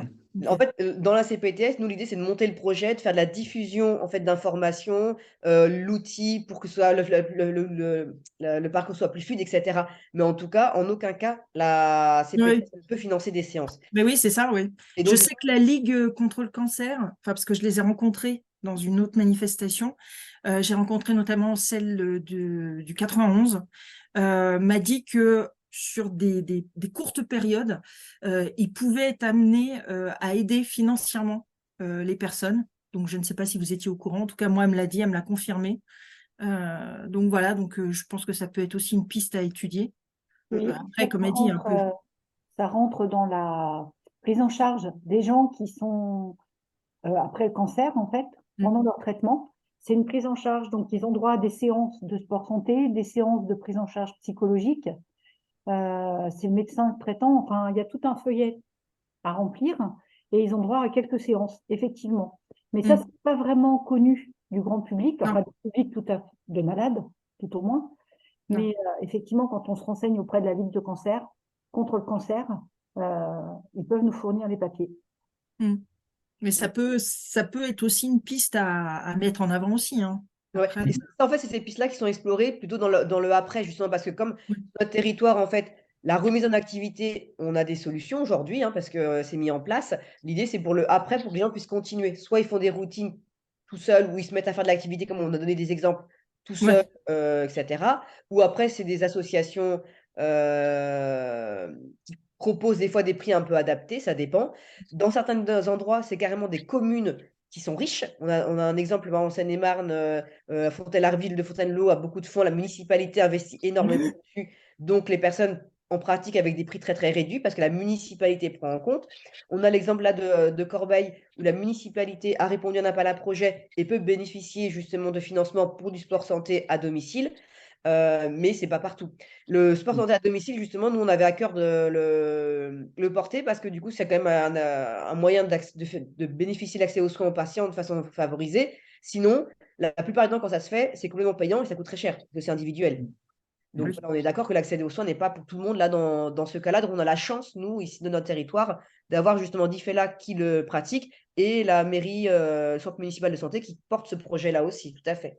Et puis, tu pourras nous dire pour l'histoire des financements aussi, comment est-ce que du coup, vous arrivez à monter et renouveler pour que ce soit financé de façon pérenne, en fait. C'est une question j'ai pas entendu. Pour toi, justement, par rapport au financement, pour que le programme soit puisse être conduit en fait, sur le territoire. Alors du coup, effectivement, je pense que ce serait bien qu'on se rencontre pour pouvoir en discuter. Et on a fait plusieurs fois ce travail-là d'expertise, si je puis dire, auprès de la ville de La Norville, par exemple, qui souhaitait mettre en place du sport santé et sport sur ordonnance. Il y a des leviers. Est-ce qu'ils sont suffisants? Nous, on se pose beaucoup de questions. Est-ce que ce sera pérennisé par la suite? On se pose beaucoup de questions. On est tatillon. Maintenant, sur de plus en plus, donc là, c'est la version un peu pessimiste, hein, si j'ose dire. La version optimiste, c'est qu'au fil des années, j'ai quand même pu voir que sur pas mal d'appels à projets, figure de plus en plus dans le cahier des charges la mention activité physique adaptée. Il y a 5 ans, ça n'y était pas. Donc, ça évolue. Et là, justement, pendant que vous étiez en train de parler, j'étais en train de rechercher. Oui, bon, j'étais peut-être sur mon téléphone, mais j'ai trouvé une publication parce que en ce moment est en train de se discuter le projet de financement de la sécurité sociale à partir de 2024. Que on s'était aperçu, il y avait un article de loi qui portait sur les personnes qui atteintes de cancer et les personnes atteintes de diabète qui pouvaient bénéficier d'une activité physique adaptée de manière financée par la Sécu. Cet article a été retiré dernièrement, Oui. malheureusement, et puis nous, on se pose de grosses questions. Nous, à part, on dirait qu'on est une secte, mais en fait, une secte pas financée, donc c'est cool. Mais tout à l'heure, j'ai cru voir une publication que je n'arrive pas à retrouver parce que il y avait 2 articles en fait. Le plus important, c'était celui-là qui a été supprimé, mais il y en avait un autre qui portait sur un financement, je crois, partiel, et j'arrive pas à le retrouver. Donc, il y a des solutions. Maintenant, il faut qu'on voit ensemble, nous, de notre part. Donc, effectivement, la commune de Corbeil a fait cet effort auprès des appels à projets de l'Agence régionale de santé. Nous, de notre côté, on est aussi financé par le conseil départemental. On est financé par l'agence régionale, oui, non, non, non, pas l'agence régionale de santé, par l'Agence nationale du sport plutôt. On est financé aussi, l'assurance maladie finance, oui, mais nous ont refusé. Voilà, donc, moi, je sais pas, ils n'ont pas évoqué de refus. de motifs de refus. Ils m'ont juste sorti un copier-coller. Euh, donc, il y a des possibilités. Sûr. Maintenant, il faut qu'on les voit peut-être ensemble et sur votre territoire, par rapport à votre communauté d'agglomération aussi, sans doute, par rapport aux associations qui existent. N'hésitez pas à consulter le site Prescriform. Je pense que vous en avez entendu parler si vous êtes allé du côté de Bligny Oui, et de la Ligue contre le cancer. Mais le dispositif Prescriform référence des associations qui travaillent sur le sport santé. Alors, oui, quelquefois, il faudrait que ce site soit mis à jour parce ça qu'il c'est y le a des problème. associations. Voilà. Donc, il faut pas hésiter à aller contacter ces associations, voir où ils en sont au niveau du sport santé, si ça figure sur votre commune, votre secteur. Euh, et puis, bah, sinon, oui, nous, on a un comité départemental. Donc, il y a d'autres comités départementaux qui peuvent mettre en place cette chose-là. Nous, on peut aussi, on peut discuter et voir ce qu'on peut faire. Bah, Il y je a des sais que solutions. j'ai pris des contacts, j'ai pris des contacts avec le département de l'Essonne et j'ai contacté les 3 maisons de santé qui sont les plus proches de chez nous, si on peut parler. Il y en a Les une qui a Ulysses, accepté la de Martinière, m'envoyer. Il y a la Martinière, il y en a une à Savigny, c'est les Bleuets, si je ne me trompe ouais, pas. c'est Et il ça. y a, Et les Ulysses, du coup. ouais, ouais, voilà. Et il y en a une à Saclay. Oui, Euh, nouvellement, ouais. Voilà. Ouais, Quand je donc dis effectivement, relativement ça proche, fait. c'est vraiment relativement proche parce que nous, on est un peu loin. Mais les autres sont encore plus loin, donc c'est vraiment les plus proches, Mhm. on va dire. Ouais. Je les ai déjà contactés, j'en sais qu'il y en a une, notamment Bligny, où j'ai un très très bon contact avec eux et où ils ont accepté de partager un peu la liste de ressources qu'ils avaient, parce qu'eux aussi mettent à jour la liste des associations qui font du sport. Parce que j'ai regardé, moi je suis allée sur le site du Prescriform, puisque en plus je connais depuis un petit moment parce que c'est la première feuille que j'ai donnée à mon médecin pour qu'il me prescrive du sport santé. Il s'avère d'ailleurs que j'ai découvert à cette occasion que parfois, selon les fédérations, il y en a qui ont leur propre papier pour prescrire du sport, notamment le rugby, Ah, je vous le dis. ok. C'est clair. Eux refusent Prescriform, donc ils ont leur propre papier. Donc ça, c'est un petit peu embêtant, mais bon, on fait avec. Mais sinon, oui, oui, je suis allée sur Prescriform et j'ai regardé un petit peu près de chez nous. Donc, effectivement, il va y falloir prendre le temps de téléphoner, un Mhm. temps qu'il va falloir inventer, je crois, pour les contacter tous et puis savoir un peu où ils en sont. Ouais. Mais voilà, sinon, après, on fonctionne aussi pas mal au bouche à oreille. Qui connaît quoi. Je crois que dans mon coin, on m'avait parlé de 2 ou 3 autres associations qu'il faut que je contacte Mhm. pour savoir s'ils le font ou pas. Parce que c'est vrai que parfois, le on dit, c'est pas forcément ce qui se passe dans la réalité. Parce que moi, je le vois, notamment, nous, on a un, un coach, enfin sportif, si on peut appeler ça comme ça, enfin une jeune femme qui est éducatrice, voilà, qui est éducatrice sportive d'ailleurs par ailleurs, en dehors de nous, et qui a accepté de le faire pour le club de manière bénévole. Mais elle a été formée par contre. Elle a été formée à s'occuper de personnes en ALD, de personnes ayant des problèmes cardiaques. Enfin, vraiment, elle s'adapte à toute personne. Et ça, je pense que tous les clubs ne l'ont pas parce que tous ne sont pas bénévoles et c'est normal, hein, enfin, il faut qu'ils gagnent leur vie aussi, hein, on est tout à fait d'accord. Sauf que parfois, les clubs n'ont pas les moyens de le faire. Donc, la grande Oui. découverte. On a Ça, le c'est temps. un réel souci. Effectivement, en fait, on est face à un souci. Déjà, c'est dur de développer du sport santé. C'est très, très dur. Et quand on y arrive un peu, on est face à une multiplication enfin, des, des dispositifs fédéraux, des formations diplômantes, non diplômantes. Oui, Déjà, pour moi, la loi du sport sur ordonnance ne met pas assez en avant, parle de l'activité physique adaptée, mais ne met pas en avant les enseignants à pas. Voilà, c'est oui, dit. Euh, Donc voilà, il y a un réel souci sur ça. Et puis vous avez évoqué, alors moi je trouve ça un petit peu bête, effectivement, d'avoir ses propres ressources, ses propres prescriptions et ne pas adhérer à un dispositif qui est plus généralisé. Oui. C'est pas aider l'intérêt commun. Exactement. Maintenant, on est libre. Pour nous, l'idée, alors là, quand je dis c'est les maisons sport santé, pour nous, l'idée vraiment, c'est de partager et aussi de travailler avec les associations. Sur Corbeil-Essonnes, on travaille avec 7 associations qui ont fait le choix, dans certains cas, effectivement, du bénévolat pour pouvoir mettre en place les séances, accompagner des personnes, pour ensuite avoir, au fur et à mesure, des financements qui arrivent. Mm. On a des associations qui, au sein de leurs séances, pas beaucoup peuplées, dans du loisir, Mm. encadrés par des éducateurs sportifs formés au sport santé, peuvent accueillir parce qu'il y a un regard particulier vis-à-vis de certaines personnes. Et ça, Mm. c'est possible en fonction des personnes qui participent aux séances. Il y a d'autres associations qui ont assez de financement pour pouvoir mettre en place des créneaux de sport santé, dédiés au sport santé. Pour moi, c'est très dangereux ce type de créneau-là. Et il faut juste qu'il y ait assez d'adhérents dans le créneau et que les financements soient pérennisés, ce qui est, je ne veux pas dire que c'est pas le cas parce qu'on a chaque année, nous, des financements. Mais en tout cas, on se pose la question au vu des discussions qu'on a, par exemple, avec l'ARS et avec d'autres aussi.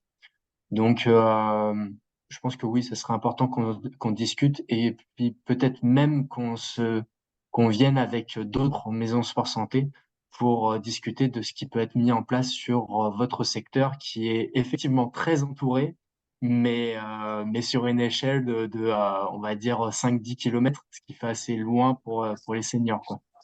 Ben oui, parce qu'en fait, il y en a beaucoup on dit qu'il y en a beaucoup qui peuvent se déplacer, mais après, moi j'en connais qui n'ont pas, qui vont par transport, donc c'est juste impossible. Et puis voilà. Puis ce que j'ai apprécié aussi, c'est que dans tout ce que j'ai entendu, c'est que le côté psychologique soit pris en compte, parce que vous avez dit une chose très vraie, et je l'ai entendu pas plus tard qu'hier, quand j'ai fait mon sport. Il y a une des dames qui est venue tout à fait par hasard nous voir, et qui a dit qu'en fait elle se sentait bien parce il y a le côté psychologique, elle avait eu du mal à venir parce qu'elle a plein de problèmes, et que le fait qu'on la regarde pas entre guillemets comme quelqu'un, enfin qu'on l'intègre sans qu'il n'y ait pas un regard C'est qui de la ne la juge pas, bienveillance. lui avait donné envie de revenir et donc de continuer. Et ça, c'est vrai que je pense qu'il y a ça aussi qu'il faut prendre en compte. Et je voulais aussi dire qu'il va falloir aussi qu'on fasse une communication auprès des médecins notamment, parce que beaucoup, y compris mon propre médecin qui pourtant est un médecin jeune, ne savent pas. Ne savent pas, c'est moi qui lui ai expliqué, c'est moi qui lui ai amené les papiers, qui lui ai pratiquement dit comment remplir. Et ça, c'est problématique. Parce que quand, par exemple, vous donniez l'exemple de personnes qui ont 82, 90, alors quand la personne de 90 qui a l'air assez, d'avoir assez la patate, ça va. Mais moi, je connais des personnes âgées qui ont des problèmes qui sont ou un peu sourdes, ou qui comprennent pas forcément comment ça se passe, et qui sont pas forcément à même d'expliquer à leur médecin comment faire, qui parfois même ne savent pas d'ailleurs quoi faire. Enfin, elles savent pas ce qu'elles veulent parce qu'elles connaissent pas. Donc si si le médecin en face ne sait pas, c'est problématique. Mm, mm. Oui. Après, Alors, du coup, je crois que Saïka voulait mettre des documents sur la oui, discussion. ça a été fait. Donc, ah, ça a été fait, pardon, je n'ai pas regardé. Et puis, je voulais quand même en citer un autre, c'est le site, parce que je regarde ce qu'il y a. Et ce qui est très bien en version papier pour les médecins, nous, de notre côté, tous les médecins qui prescrivent sur papier. Néanmoins, vous avez aussi la possibilité, via c'est la maison Sport Santé à Savigny-sur-Orge qui a développé cet outil-là sur Internet, sur la base de tous les sites antibiotiques, etc. Ils ont fait Sport Santé et Click qui aide beaucoup à la prescription Ah oui. et dont toutes les données sont anonymisées. Donc, en quelques clics, vous avez une ordonnance qui sort avec un club qui est à proximité pour pouvoir prendre en charge et en fonction des capacités de la personne. Donc, voilà, il existe des outils aussi. Maintenant, c'est les sous quelquefois où on se dit, bon, où est-ce que...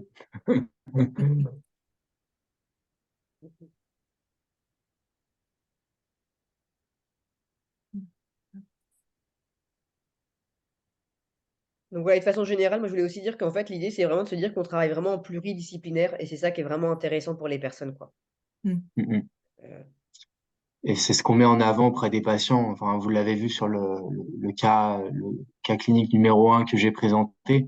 C'était vraiment la discussion entre nutritionnistes, Oui, diététicienne nutritionniste, enseignant APA et médecin qui a fait que la personne a pu évoluer. Mais c'est incroyable la manière dont elle a évolué. Elle est passée d'un vocabulaire vraiment qui faisait peur à aujourd'hui, elle est contente d'elle-même et oui. avec une vraie évolution. Et pareil chez Monsieur Diffela, voilà, c'est une vraie discussion, un vrai travail ouais, pluridisciplinaire. Ah oui, clairement. Moi, je me rappelle qu'on avait vu, on nous avait présenté ce que Bligny avait fait parce qu'ils sont un petit peu précurseurs dans le genre. Et c'est vrai que le médecin qui avait mis ça en place avait dit, mais même parfois les patients qui ne peuvent même pas bouger, c'est pas grave, ils sont en chaise, mais rien que de faire du lien social, de recevoir une balle même en étant assis, ça permet à la personne de sortir et de changer et d'aller de l'avant. Il y a un côté social qui est hyper important, un lien qui se fait. Et c'est vrai, moi je le vois, hein, de toute façon, très souvent on nous dit, même si vous êtes fatigué, vous vous asseyez, c'est pas grave, on s'adapte, on fait quelque chose, même assis, quoi. Comme ça, la personne ne se sent pas non plus mise sur le côté. Elle voit pas les autres bouger en se disant, bon, bah ok, j'attends que ça se passe, bon, il me reste 20 minutes. Et en fait, elle est aussi actrice. Et ça, c'est hyper important. Mhm. Et ce qu'il faut savoir dans le sport santé, c'est que on a eu pendant des années, enfin même moi plus petit, je vais pas dire plus jeune, plus petit, quand on a un petit souci ici ou là, c'est directement on met à l'écart et c'est aussi fait du côté des adultes dans les cours où aujourd'hui, quand on va dans un cours du droit commun, on est à plus d'une vingtaine de personnes. Nous, on est sur des mots-clés cités par Monsieur Diffela aussi. C'est régularité et progressivité. Ça veut dire que si vous allez à votre rythme parce que aujourd'hui vous êtes fatigué, vous avez mal dormi, vous avez plus de douleur que d'habitude parce que le temps est humide, eh bien allez-y, mais au moins vous l'avez fait. Et oui, c'est l'idée du sport santé, c'est de prendre le temps d'eux et pas forcément s'adresser aux personnes qui sont les plus à même de courir vite. Oui, D'ailleurs, on oui, court oui. très peu, hein. Nous, Mais pour rebondir sur ce que dit Camille, effectivement, je constate souvent que de façon consciente ou inconsciente, il y a toujours cet impact de modernité où tout doit aller vite, de plus en plus vite, tout doit se faire même sous une forme de compétition ou de concurrence. Et à chaque fois, vraiment, que ce soit les mêmes, c'est ce qui m'intéresse dans le fait de continuer le coaching sportif aussi, même pour des personnes très aguerries, c'est de percevoir l'activité physique comme une introspection de quelles sont mes capacités en faisant abstraction, et ça demande parfois un réel effort, en faisant abstraction des autres, de la moyenne et tout, etc. Et c'est vraiment une introspection de quoi je suis capable. Et effectivement, ce dont je suis capable aujourd'hui va être altéré en fonction d'un jour à l'autre, en fonction de j'ai bien dormi, j'ai bien mangé, etc. Et tout ça, c'est pas grave, en fait. C'est vraiment de rassurer les gens. Et je le fais beaucoup, notamment à Gustave Roussy, de rassurer les gens sur le fait de se dire que si une personne, sur l'exercice du gainage, par exemple, tient simplement 25 secondes ou 30 secondes, alors que bah, comme c'est des groupes où ils sont 5-6, d'autres vont tenir 2 minutes, 3 minutes, etc. C'est pas grave. Vraiment, il y a de vraiment rassurer les gens sur le fait de se dire que cette introspection d'activité physique, elle est magnifique à partir du moment où on se dit voilà ma situation, et ben, de cette situation-là, je peux progresser, même à faible évolution, mais je peux progresser. Et en fait, quand on arrive à se mettre en accord avec ça, et ben, il y a une autre perception de l'environnement, etc. Et ça, c'est quand même assez magnifique. Et même pour faire le lien avec les sportifs très confirmés que j'entraîne, maintenant, je les entraîne sur la base de codes d'effort. C'est-à-dire qu'au-delà de regarder le chrono, etc., et c'est pareil pour les personnes en activité physique adaptée, c'est quelle est sur une échelle de 1 à 10, quel est ta cote d'effort sur cet exercice? Juste pour faire le lien avec les sportifs confirmés, c'est que maintenant, je dis que le même parcours fait sous la pluie, avec du vent ou alors par beau temps, etc., la cote d'effort va changer. Donc, c'est une prise en compte de quelle est ma forme du moment. Et du coup, c'est hyper intéressant pour les personnes en activité physique adaptée, c'est d'être constamment dans la bienveillance et dans le fait de rassurer qu'il n'y a pas de compétition, il n'y a pas de hantise à se dire oh, je progresse doucement, etc. Et tout va bien, et c'est normal. Et ça, justement, c'est le déclic psychologique de se dire bah, aujourd'hui, moi j'appelle ça la pédagogie de la réussite. Aujourd'hui, je vais faire juste quelques flexions parce que vraiment je me sens pas bien, et ben je les ai faites, c'est pas grave, c'est ok. C'est OK. Et donc, ben ça, après, ça change tout, quoi. Mm. Ça se traduit même par le fait, effectivement, d'oser prendre la parole pour aller s'adresser à quelqu'un. Est-ce que je peux venir dans votre club? Enfin, il y a vraiment tout qui se déclenche, en fait, à partir du moment où on est OK avec la personne qu'on est à ce moment précis et on se dit que ben, c'est pas une tare, c'est pas et je peux poser des questions et je peux oser. En fait, finalement, c'est vraiment cultiver la confiance en soi, quoi. Et juste là, excuse-moi, je fais une petite digression, mais l'autre élément que dont je m'inspire, on dit tout le temps que l'activité physique, c'est comme un retour aux sources presque animal. Et quand on regarde un chat, un chien, la première chose qu'il fait le matin, il s'étire. Et juste le fait de s'accorder du temps chaque jour le matin pour faire un tout petit peu de mobilité. Et fait, dans l'empressement, il faut que je dépose les enfants, il faut que je me dépêche pour ceci. Ces 5 minutes-là, ces 5-10 minutes-là le matin, pour prendre le temps de s'étirer, etc., elles sont primordiales et ça commence. C'est déjà du sport santé, ça, en fait.